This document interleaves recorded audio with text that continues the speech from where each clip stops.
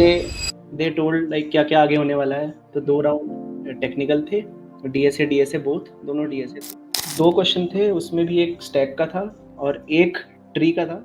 अब वो एक ऐसी चीज़ में ट्रांसफ़ॉर्म हो जाता है कि अब इंटरव्यूअर और कैंडिडेट दोनों एक साथ बैठ के एक प्रॉब्लम को सॉल्व। मेरे पर्सनल प्रोजेक्ट्स के बारे में भी कि तुम्हारे पर्सनल प्रोजेक्ट्स में तुम्हारा क्या कंट्रीब्यूशन था और उसमें क्या-क्या चैलेंजेस आए। तो So hello everyone. Today we have a very special guest on our channel. We have Siddhant. So Siddhant, would you like to introduce yourself? Yeah. So hello everyone, myself Siddhant Verma. I have recently graduated from Triple IT Bhopal in Electronics and Communication Engineering branch. So I was a very keen competitive programmer in my second year. I am also a 5-star coder on CodeChef, also an expert on Codeforces, got good ranks from Google Hashcodes and Kickstart.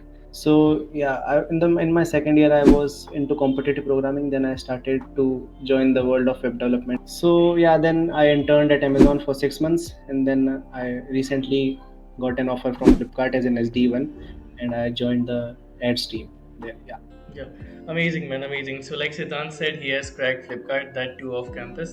So tell us everything, Siddhant. How was your interview experience? How did you apply everything in details? Yeah, so around 2 months back, there was an off-campus form rolling out from Flipkart side only, like which role you are interested in, like Mm-hmm. SDE role, data engineering role, and UI role. So there were 3 roles, and which one would you like to get an offer or opportunity? So yeah, I was interested in SDE, obviously, for Mm-hmm. in backend more.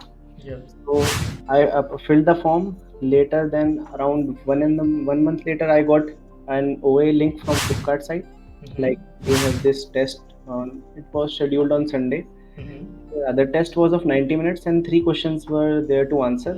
Yeah. All were which was all of were like DSA questions only, but Mm-hmm. slightly more on a tougher side. Mm-hmm. So first question was a DP question, Oh which wow. was, yeah, it was kind of, I have seen these types of questions, so that is why I was Hmm. solve that question in 20 to Yeah. 30 minutes. So it was an NQ problem, something. Hmm. So yeah. Then second question was multi-set one, multi-set Hmm. with tree. So all of the 3 problems were from DP, trees and graph. Yeah. So the मतलब जो भी students को जिनसे सबसे ज़्यादा डर लगता है वही 3। वही टॉपिक सारे हाँ, लेकिन अगर फ्लिपकार्ट जैसी कंपनी के लिए प्रिपेयर कर रहे हो, तो स्पेशली ट्री और डीपी के लिए अच्छे से प्रिपेयर करना, वो अच्छा एडवांटेज देता है। तो मेरा था इस वजह से थोड़ा एडवांटेज था मुझे बाकी स्टूडेंट से कंपैरिजन में। तो second was on tree which I did with multi-set, and third one was a graph problem. It was a tricky problem, I would say, like not a very hard on implementation, but you have to find certain observations like this can be done, this can be done, this can be done. So after 10 to 15 minutes of good observations, you can crack the question into a very simple array one or simple. Yeah. So yeah, I was able to solve all the 3 questions. Oh, The first DP question one, I missed one test case. I don't know, some TLE was coming. So just one. yeah, just one, Hmm. 12 out of 13. Hmm. So other 2 problems I have solved fully. So in the later evening only, I got like you have been selected for the interview process. Hmm. That would be 2 rounds. So they told like क्या क्या आगे होने वाला है। तो 2 round technical थे, DSA both दोनों DSA थे, और third round was hiring manager round. So next day मतलब पता लग जाता है कि हाँ अब होगा, लेकिन मतलब मेरे एक दो फ्रेंड्स थे उनको आने लगा इनवाइट, लेकिन मुझे 2 दिन तक कोई इनवाइट नहीं आया। तो उनके Oh. ऐसा था कि उनके सारे राउंड शेड्यूल हो गए थे और हो भी गए थे सारे, Hmm. लेकिन मुझे अब तक एक भी आया नहीं था। Oh. लेकिन लकीली मेरी जिस दिन फ्लाइट थी बैंगलोर की, उसी दिन मेरा वो आया राउंड कि आज तुम्हारा फर्स्ट राउंड है सुबह, मेरी फ्लाइट थी हाँ. रात को। तो सुबह राउंड हुआ मेरा 10 बजे के आसपास। हम्म. तो it was a good round, I would say, because कि जो इंटरव्यूअर था, उसने इतने हार्ड क्वेश्चंस नहीं पूछे थे। हम्म. उसका मेन पर्पस था नॉट मतलब मुझसे कोड ना कराना, बल्कि ये देखना कि मुझे कितना इन डेप्थ आता है। मतलब अगर कोई चीज़ उसने पूछी है, तो मैं कितना बता पा रहा हूँ, कितना एक्सप्लेन कर पा रहा हूँ, क्या मैं ड्राई रन कर पा रहा हूँ test thought cases. Process. Thought process मतलब उसका यही था कि हम्म. तुम मुझे बस कोड मत करना, कोड के अलावा जितनी सब कुछ चीज़ें होती है ना, वो सब कर दो। ठीक है ना? क्योंकि कोड यहाँ क्या है, if someone is getting into this industry like SDA, SD1s, हाँ. so code is the very easier part. Logic. Apart from, yeah, logic building and everything, the writing docs and everything else. So these are more focused. So पहला question था मेरा on stack which needed some optimisations, और एक question मेरा tree का था। हम्म, सो उस पे मैंने थोड़ी ऑप्टिमाइजेशंस वगैरह लगा के, तो दोनों मेरे इजीली हो गए थे 40 मिनट्स के राउंड। So I knew like I would be able to clear this round, कि मेरा इंक्लाइंड और नॉट इंक्लाइंड। सो वो मुझे 2 घंटे बाद ही आ गया, ओह, कि 2 घंटे नाइस। बाद ही उन्होंने बता दिया कि हाँ, अब आपका सेकंड टेक्निकल राउंड होगा, और वो उसी दिन शेड्यूल हुआ है दोपहर में, और मेरी फ्लाइट रात ही के को, दिन। हाँ मेरी रात को फ्लाइट है। हम्म। तो मैंने कहा ठीक है, मतलब इतना अच्छा भी इंटरव्यू मत दे दो कि एकदम ही शेड्यूल हो जाए। तो हाँ। सेकंड राउंड हुआ मेरा 4 बजे के आसपास। So that interview was like, वो मतलब बहुत अच्छे प्रॉब्लम्स लेके आया था, जिसमें वो बहुत इन डेप्थ बात कर सके, मेरा थॉट प्रोसेस जान सके, और ये जान सके कि मतलब मैंने कितना उन प्रॉब्लम्स में, या फिर जब भी मैं डीएसए वगैरह अपनी तैयारी कर रहा था, तो मैंने कितना इन डेप्थ जाके चीज़ें सीखी हैं, मतलब मुझे बेसिक्स की और बेसिक से इंटरमीडिएट लेवल का भी नॉलेज है कि नहीं। 2 क्वेश्चन थे, उसमें भी एक स्टैक का था और एक ट्री का था, सेम। तो स्टैक वाले में अच्छे खासे वो लगाने थे, नो ऑप्टिमाइजेशन। तो उस प्रॉब्लम में मैं स्टक था, लेकिन वो इंटरव्यू थोड़ा चिल था। उसने मुझे बता दिया कि तुम मुझसे मतलब हिंट्स मांग सकते हो, लेकिन बस वही तुम्हें आने चाहिए कैसे हिंट्स मांगते हैं। तो तुम अगर सर्टेन पोजीशन तक जा पा रहे हो उनकी नज़र में तो कि दिल हाँ गिव यू। तुम यहाँ पे आ चुके हो, तो they will give you small small hints, और अगर तुमने उन हिंट्स को अच्छे से समझ के उनको इम्प्लीमेंट किया, तो that would be a positive side, कि हाँ तुमने हिंट लेके किया, लेकिन वो एक उस बच्चे के कंपैरिजन में ज्यादा अच्छा होगा जिसने बिना हिंट के पूरा सवाल किया, लेकिन तुमने हिंट लिए, उसके बाद तुमने वो उस सॉल्यूशन को उसके टॉप पे जाके अप्लाई किया है। तो मतलब you can take hints, team में भी तुम्हारी अच्छी बॉन्डिंग होगी, तुम कम्युनिकेट अच्छा कर सकते हो, तुम्हें कोई चीज बताई जा रही होगी, कम्युनिकेट की जा रही होगी, तो तुम उसको देख के सोच के कर सकते हो आगे। तो वो मेरे साथ हुआ। फर्स्ट क्वेश्चन में मैं स्टक हुआ, मुझे 30 मिनट लगे अराउंड। मुझे पता था कि only 15 minutes are left for the second question, but मैं इसमें टिप देना चाहूंगा कि मेन टिप ये रहेगी इसमें, कि जब भी कोई क्वेश्चन को तुम जा रहे हो अप्रोच करने, कुछ भी सोच रहे हो, तो जो भी सोच रहे हो सीधा इंटरव्यूअर को बता दो कि तुम क्या सोच रहे हो, कि अगर मैं इसमें स्टैक लगाने की सोच रहा हूँ तो मैं ये सोच रहा हूँ, मैं एरे लगाने की सोच रहा हूँ तो मैं ये सोच रहा हूँ। कोई दिक्कत की बात नहीं है, क्योंकि इंटरव्यूअर को तुम जितना ज्यादा इफेक्टिव कम्युनिकेशन से फिल कर दोगे, उससे ये होगा कि इंटरव्यूअर को पता होगा तुम कहाँ पे, किस डायरेक्शन में जा रहे हो, कहाँ पे तुम फंस सकते हो, और कौन कौन से एज केसेस इस वाले सॉल्यूशन को हिट कर सकते हैं। तो एक तरह से एक इंटरव्यूअर ऐसा नहीं हो जाता कि इंटरव्यूअर एक कैंडिडेट का इंटरव्यू ले रहा है, अब वो एक ऐसी चीज में ट्रांसफॉर्म हो जाता है कि अब इंटरव्यूअर और कैंडिडेट दोनों एक साथ बैठ के एक प्रॉब्लम को प्रॉब्लम सॉल्व सॉल्व कर। कर। अगर तुमने अपने इंटरव्यू को ऐसे ट्रांसफॉर्म कर दिया, तो चांसेस काफी बढ़ जाते हैं, क्योंकि तुम उसमें तुम दोनों अगर एक पर्टिकुलर प्रॉब्लम को सॉल्व करने जाओगे, तो अब वो चैलेंज वाला पार्ट हट जाता है, नर्वसनेस का पार्ट हट हाँ जाता है, हाँ, रिलैक्स हो जाते हो। रिलैक्स हो जाते हो, और तुम्हें पता है यार तुम्हारे साथ एक एक्सपीरियंस बंदा बैठा है, उसके साथ तुम्हें ऐसे सॉल्व करना है, हाँ। तो वो चीज़ भी आ जाती है। तो हम्म, उसके उसके बाद मैंने सेकंड क्वेश्चन काफ़ी जल्दी कर लिया। उसका मुझे फिर भी थोड़ा डाइसी था, लेकिन मेरा इंटरव्यू अच्छा खासा चिल था। उसने कही कि मैंने उससे पूछा फीडबैक में भी कि मैं क्या इंप्रूव कर सकता हूँ, तो उसने कहा कि अरे अब इंटरव्यू हो चुका है, अब इसके बारे में सोचने की कोई प्रॉब्लम है नहीं, तुमने 2 क्वेश्चन थे, दोनों तुमने कर दिए, इससे ज़्यादा कुछ नहीं कर सकते। तो मैं वहाँ भी थोड़ा रिलैक्स्ड हो गया कि चलो ठीक है आ जाएगा। तो लकीली मतलब शाम की फ्लाइट थी, तो एक और शाम को नीड नहीं हुई हुआ। है। तो मैं आप फ्लाइट हाँ। पकड़ पाया, पहुंच गया। फिर उसके बाद मेरा एक हायरिंग मैनेजर राउंड हुआ अगले दिन। हम्म, तो मैंने थोड़ा पढ़ा था हायरिंग मैनेजर राउंड के बारे में, मैंने क्रेड के भी इंटरव्यूज दिए थे।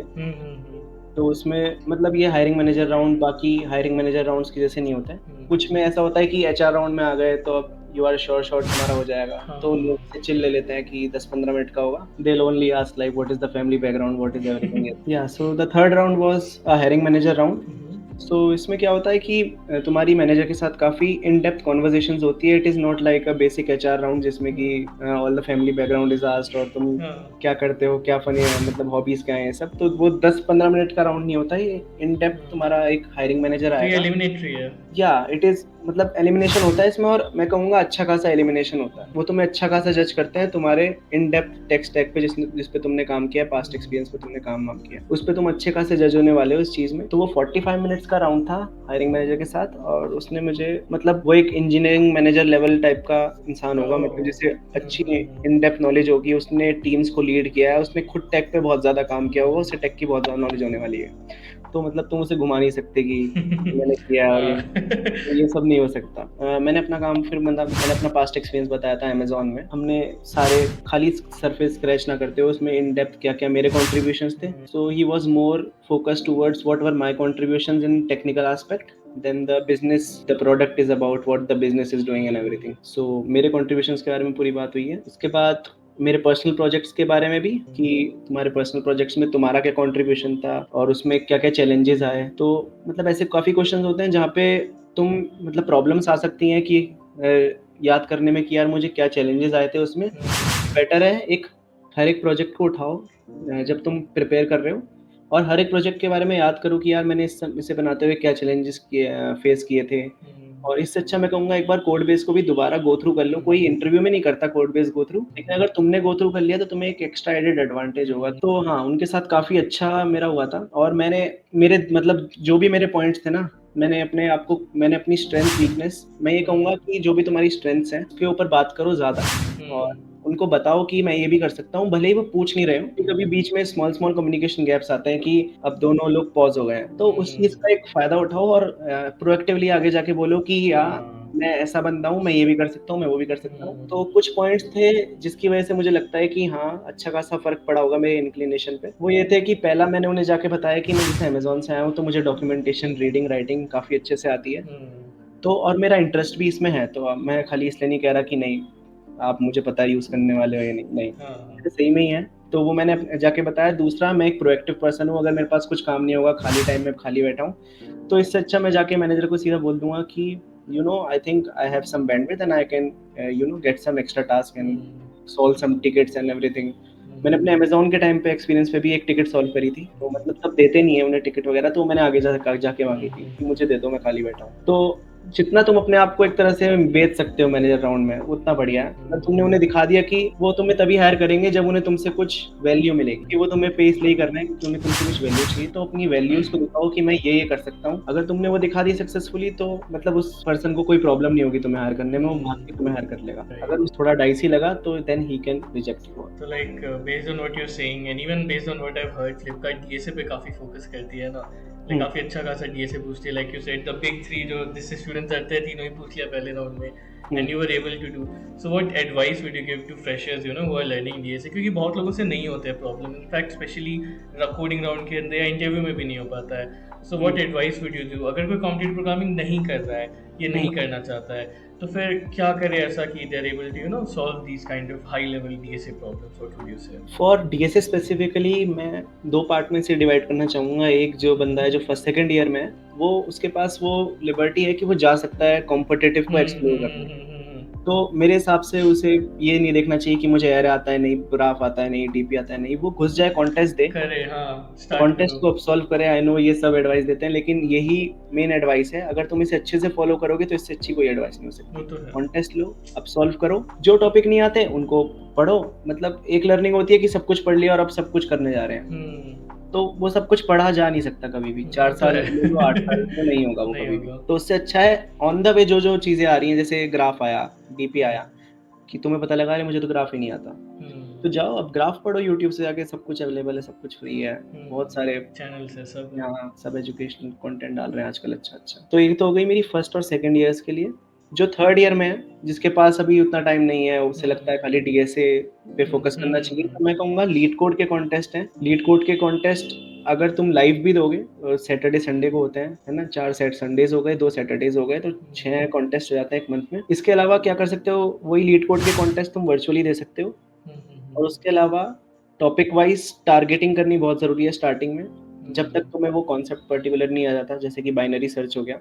बाइनरी सर्च के 20 क्वेश्चंस, और जिसमें मैं रखता हूँ कि 5 मीडियम 10 में से, 2 हार्ड और 3 ईज़ी, तो 3-5-2 का मैं वो रखता हूँ। अगर ये रख रहे हो तो तुम सही जा रहे हो, 20 कर लोगे तो फिर तुम मतलब एक टॉपिक पे थोड़ा पता लग जाएगा, अब तुम आइडेंटिफ़ाई कर सकते हो। उसके बाद ये कॉन्टेस्ट दोगे या साथ के साथ कॉन्टेस्ट दोगे, तो तुम आइडेंटिफ़ाई वाली चीज़ भी देख पाओगे कि नहीं, मुझे पता ही नहीं लगता कि ये बाइनरी सर्च का क्वेश्चन आ गया था। हाँ। तो वो धीरे-धीरे आ पाएगा, अगर मेन है कॉन्टेस्ट देना। तो that is very important. I am glad you said this, क्योंकि मैं भी सेम एडवाइस देता हूँ अपने चैनल पे। I also say the same thing. बहुत लोग बोलते हैं कंप्यूटर प्रोग्रामिंग जरूरी नहीं है, मत करो, तो दैट इज फाइन। लेकिन if you are in first and second year and you have done computer programming, then nothing can beat that, है ना? इट्स बिल्कुल। Way better than like waiting till the end and फिर LeetCode वगैरह करना।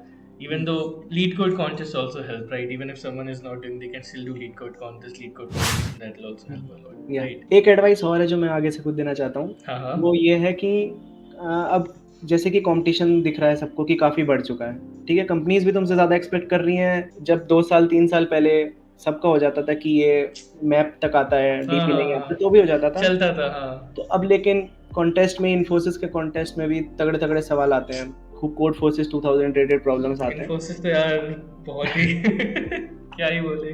तो हाँ।